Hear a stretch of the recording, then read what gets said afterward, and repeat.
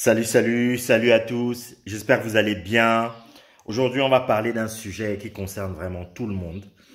Euh, A-t-on vraiment besoin de souffrir pour être une meilleure personne? Ici, on n'est pas là pour faire de la philosophie. Ici, on est là pour donner des conseils pratiques à des personnes qui ont envie de se développer, que ce soit sur le plan personnel, sur le plan intime et sur le plan entrepreneurial. Voilà, donc j'essaye de contribuer, de faire part de ma petite expérience et d'échanger dans les commentaires. Donc, abonnez-vous à la chaîne si vous n'êtes pas encore abonné. Et bon, parlons-en. J'ai fait dernièrement une vidéo TikTok justement où je disais que la femme doit souffrir pour pouvoir être heureuse et connaître le bonheur. Ah, c'est une phrase un peu choc. Pourquoi souffrir? Est-ce que c'est une phrase méchante? Est-ce que je suis en train de dire que la femme, c'est quelqu'un, c'est une personne inférieure et cette personne doit... Non. Et quand je parle même de la femme, je parle de la femme et de l'homme. Non, personne ne doit souffrir en réalité. Quand je parle justement de souffrir, en fait, je parle des souffrances de l'expérience. Lorsque vous vous développez dans votre vie sentimentale, vous rencontrez un certain nombre de personnes sur votre route et vous avez des bonnes et des mauvaises relations.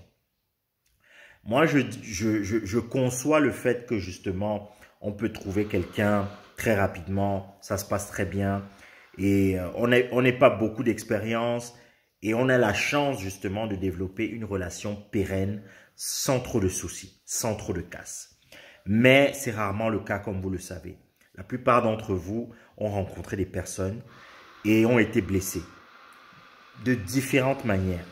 Et aujourd'hui, c'est ça qui vous a forgé. Bon, lorsque quelqu'un n'a pas beaucoup d'expérience, je parle d'abord du cas de la femme parce que en réalité, la femme et l'homme, c'est pareil à ce niveau.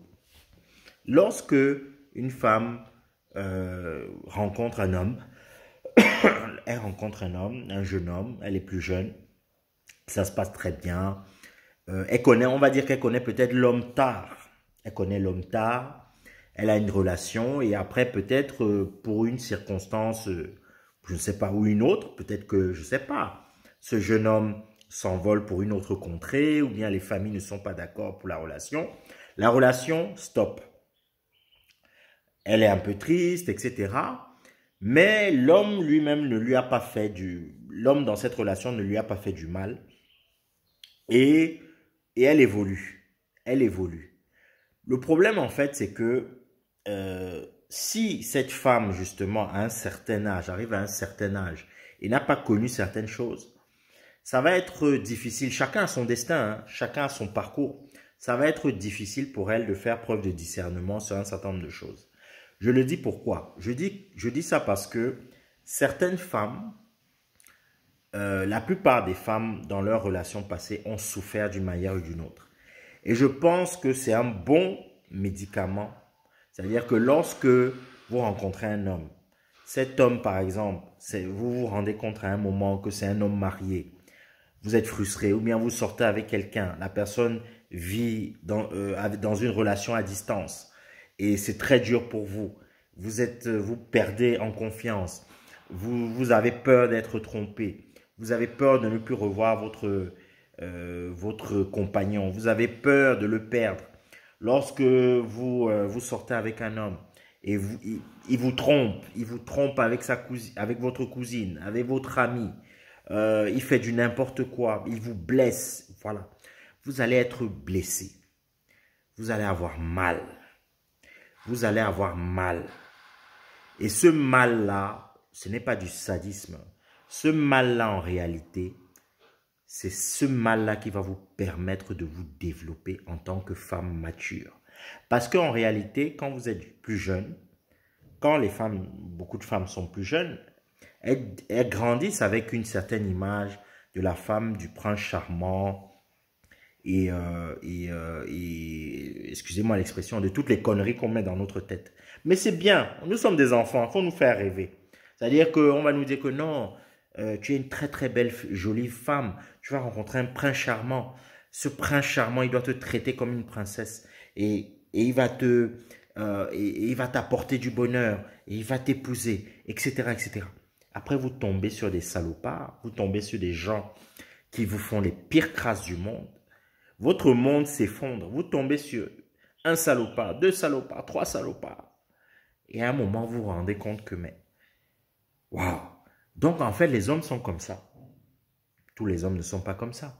Mais vous avez vous commencez à avoir le discernement. Vous commencez à comprendre que, ah non, la vie n'est pas aussi, comment on va dire, binaire. C'est pas 0 ou 1. C'est pas 1 ou 0. C'est-à-dire que vous commencez à vous rendre compte que, non, il y a des gens bien et il y a des loups. Il y a des gens qui sont là pour votre bien. Il y a des hommes bien. Et il y a des hommes qui sont là juste parce que peut-être qu'ils veulent avoir une relation intime avec vous. Parce qu'ils veulent vous faire du mal, parce qu'ils veulent quelque chose de vous. Et il y en a d'autres qui sont là parce qu'ils veulent réellement construire avec vous. Et progressivement, vous pourrez avoir un peu ce discernement. Voilà. Parce que ça vous permettra de tomber un peu de votre piédestal. Ça vous permettra aussi de faire un peu plus attention, d'être plus observatrice et de vous concentrer justement sur des points qui sont plus essentiels pour pouvoir bâtir une relation dans le futur. Notamment, est-ce que vous partagez les mêmes valeurs? Est-ce que vous avez une même direction? Est-ce que vous vous entendez bien? Est-ce que vous avez un projet commun? Est-ce qu'il y a le feeling? C'est-à-dire que vous allez vraiment vous focaliser maintenant sur l'essentiel. Plutôt que tout ce qu'il y a autour. Est-ce qu'il est beau? Est-ce que c'est le fils de tel? Est-ce qu'il parle bien? Est-ce qu'il il me donne beaucoup d'argent? Est-ce qu'il m'impressionne? Est-ce que?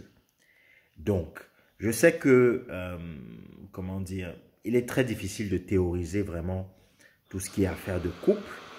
Parce que en réalité, il y a des forces que nous-mêmes, nous ne contrôlons pas. Au-delà de ces forces, il y a les émotions. Nous sommes des êtres humains.